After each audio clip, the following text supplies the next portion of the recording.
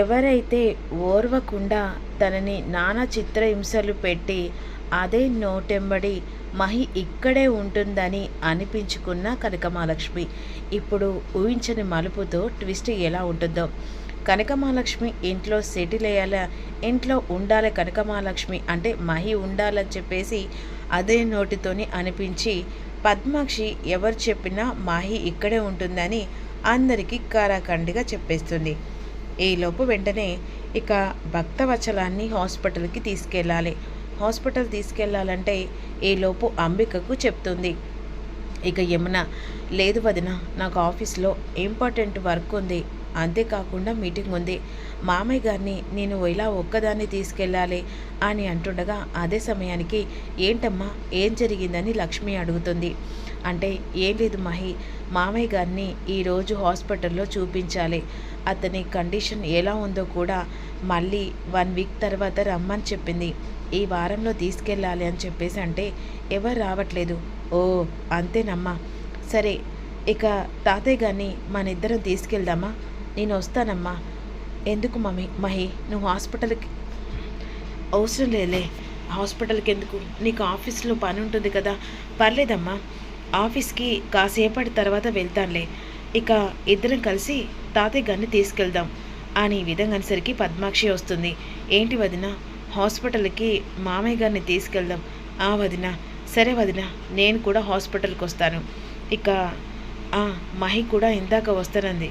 ఓ అవునా మహి, అవును మేడం, నేను కూడా హాస్పిటల్కి వస్తా, ఎందుకంటే ఇక అందరు బిజీ ఉంటారు కదా. సరే వదిన, ముగ్గురం కలిసి హాస్పిటల్కి వెళ్దాంలే అని భక్తవచలాన్ని హాస్పిటల్ తీసుకెళ్తారు. ఈలోపు హాస్పిటల్లో టెస్టులు అవన్నీ చేస్తారు. అప్పటికంటే ఇప్పుడు బెటర్ అని చెప్పేసి తను కోలుకునే పరిస్థితి చాలా దగ్గరలో ఉంది. కాకపోతే తన మీద చాలా కేర్గా పని చేయాలి. అంతేకాకుండా తను జాగ్రత్త చూసుకుంటూ టైంకు టాబ్లెట్లు వేస్తే తను వెంటనే కోలుకునే అవకాశం కూడా మనకు 50-50 ఛాన్స్ కాకుండా 70% వచ్చిందని డాక్టర్లు చెప్తారు.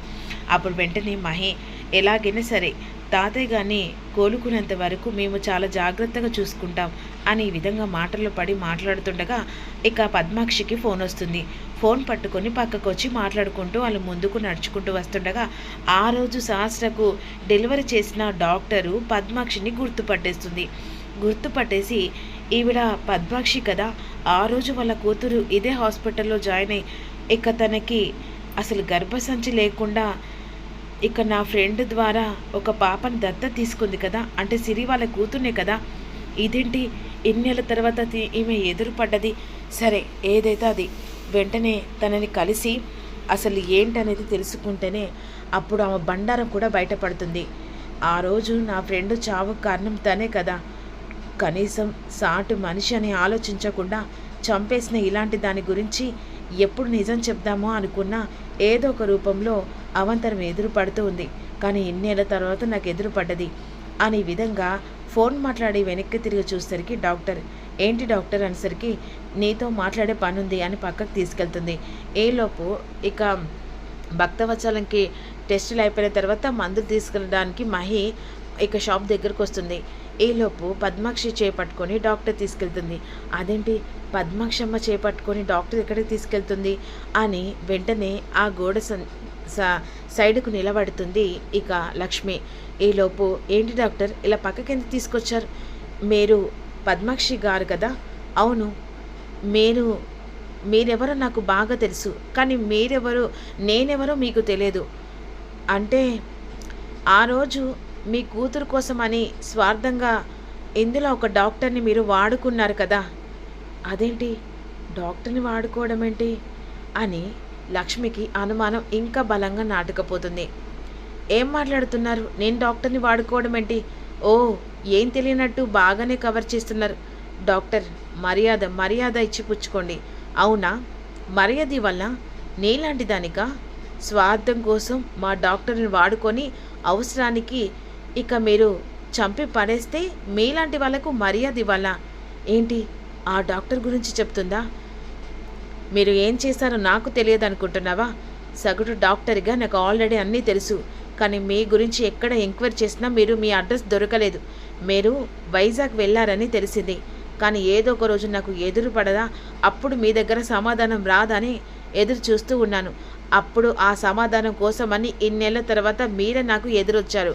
ఆ రోజు కావాలని ఇక మా డాక్టర్ నీకు హెల్ప్ చేసి ఆ పాపను మీ చేతిలో పెడితే తను డబ్బు ఆశపడి అలా చేసినందుకు డబ్బు కోసం నీ ఇంటికొస్తే తన ప్రాణాలు తీశారే, ఇదెక్కడి న్యాయమండి అనేసరికి ఇక పద్మాక్షి షాక్ అయిపోతుంది. ఏంటి, పాపను చేతిలో పెట్టారా? అసలు ఈ డాక్టర్ ఏం మాట్లాడుతుంది? ఈలోపు మహి, ఏం చేస్తున్నావమ్మా అని యమున పిలుస్తుంది. వస్తున్నానమ్మా. అక్కడే చేస్తున్నావమ్మా? అబ్బాయి ఏం లేదమ్మా, అక్కడ ఉందేమో, ఇక్కడ కదా మెడికల్ షాప్. మర్చిపోయాను. అసలు డాక్టర్ దగ్గర పద్మాక్షమ్మ ఏం దాచిపెట్టింది, ఎవరి గురించి? ఎలాగైనా సరే ఆ నిజమేంటో ఖచ్చితంగా తెలుసుకోవాలి అనే విధంగా అంటుండగా ఈలోపు ఇక ఏంటి ఏంటి నాకెలా నిజం తెలిసిందని చెప్పేసి అనుకుంటున్నావా? ప్రతి ఒక్క నిజం నాకు తెలుసు. మా డాక్టర్ని చంపిన విషయం తెలుసు. నీ కూతురికి గర్భసంచి లేదు కావాలని చెప్పేసి ఇక కనకమాలక్ష్మి కన్న పాపను మీరు తీసుకున్న విషయం కూడా ఆల్మోస్ట్ తను మొత్తం నాకు చెప్పింది. కావాలంటే మాకు వీడియో కూడా ఉంది. ఆ వీడియో కనీసం బయట పెడితే అప్పుడు నువ్వు జైలు పాలవుతావు. జైల్లో ఊచలు లెక్క పెట్టుకుంటూ ఉంటావు. అర్థమవుతుందా అనేసరికి పద్మాక్షి ఒక్కసారిగా నిజం బయట పెట్టిన తర్వాత తను 4 గోడల మధ్యలో జైల్లో ఉన్నట్టు కలగంటుంది. ఒక్కసారి ఉలిక్కి పడుతుంది. నేను జస్ట్ క్యాజువల్గా మీ బండారం బయట పెడితే జైల్లో ఊచలు లెక్క పెట్టుకుంటూ ఉంటారంటేనే మీరు కలగంటనే ఇంత భయపడితే మరి హాస్పిటల్లో నా తోటి ఇక డాక్టర్ని ఎలా చంపడానికి మీకు ఎలా మనసు వచ్చింది? మీ స్వార్థానికి వాడుకొని తను డబ్బు కోసం వస్తే తనని చంపేశారే. ఇక ఇవన్నీ మర్చిపోండి డాక్టర్. దయచేసి నా విషయం ఎక్కడ బయట పెట్టకండి. నా కూతురు భవిష్యత్తు ఇక నా మనవరాలి మీద ఉంది. ఇది కనుక నా అల్లుడికి తెలిస్తే నా కూతురు జీవితం కూడా ఉండదు. తను బ్రతకను కూడా బ్రతకదు. దయచేసి ఇవి కాళ్ళు కాదు చేతులు అనుకోండి అని వెంటనే డాక్టర్ని రిక్వెస్ట్ చేస్తూ ఉంటుంది. ఈలోపు ఇక అసలు ఏంటో తెలుసుకోలే. డాక్టర్ని తెలుసుకుంటే నిజాలేంటో తెలిసిపోతాయి. వదిలిపెట్టని పద్మాక్షి గారు, ఈ నిజం ఎప్పుడో ఎవరికో చోట ఖచ్చితంగా తెలుస్తుంది. ప్లీజ్, మీకు ఎంత డబ్బైనా సరే ఇస్తాను. తను లొంగిందేమో, కానీ నేను మాత్రం ఎట్టి పరిస్థితుల్లో లొంగను. ఈ వృత్తికి అన్యాయం చేయను. మాకు వచ్చిన దాంట్లోనూ ఎలాగో సద్దు మలిగి తింటున్నాం. అలానే డబ్బుకు ఆశపడి ఇలాంటి వాళ్ళకి చేస్తే తర్వాత చావు మాత్రమే ఎదురు పడుతుంది. ఇంకొకసారి ఇలాంటి చేస్తే మర్యాదగా ఉండదు. నేరుగా నేను స్టేషన్కి వెళ్ళి మీ మీద కంప్లైంట్ చేస్తానని వార్నింగ్ ఇచ్చి వెళ్ళిపోతుంది. పద్మాక్షి ఒంటి నిండా చెమటలు. ఈలోపు పద్మాక్షి వస్తుంది. మేడం అని చెప్పేసేసరికి ఉలిక్కి పడుతుంది. ఏంటి మేడం, అసలు హాస్పిటల్లో ఎంత కూల్గా ఉంది, మీరేంటి ఇంత చెమటలు పట్టేసాయి? అదెంత చెమటలు పట్టేలా చేసిందే. ఇక ఆ డాక్టరు ఏదో ఉంది. ఎంత టెన్షన్ పడుతుంటే ఎలాగైనా డాక్టర్ని ఓ రోజు వచ్చి కలిసి నిజాలు తెలుసుకుంటానని ఇక కనకమహాలక్ష్మి అనుకుంటుంది. ఈలోపు సుభాష్ అనుకున్నట్టుగా తన కొడుకును కిడ్నాప్ చేస్తే అప్పుడు అంబిక నాకు లొంగి ఉంటుందని ఆలోచిస్తూ ఉంటాడు. అనుకున్న ప్రకారంగా ఇక వెంటనే హాస్టల్ దగ్గరికి వెళ్ళిపోతాడు. హాస్టల్ దగ్గరికి వెళ్ళిన సుభాష్ వెంటనే ఇక అంబిక పంపించారు, వాళ్ళ కొడుకు ఇక్కడ ఉన్నాడట కదా. అవును సార్, అంబికకు ఫోన్ చేయండి సార్, అంబికకు నేను తెలిసిన వాడిని అని చెప్పేసి అంటే ఎలా అని ఫోటో చూపిస్తాడు. ఆ రోజు అంబికతో దిగిన ఫోటో ఉంటుంది. తనే వాళ్ళ కొడుకే సార్, వాడిని త్వరగా మాకు పంపిస్తే సరిపోతుంది. సరే సార్ అని అంబిక కొడుకును తీసుకొని వస్తాడు. ఇక తనే అంబిక మేడం కొడుకు సార్. సరే రానన్న అని చెప్పేసి చేపట్టుకొని తీసుకెళ్తారు. ఈలోపు తెల్లారిపోతుంది.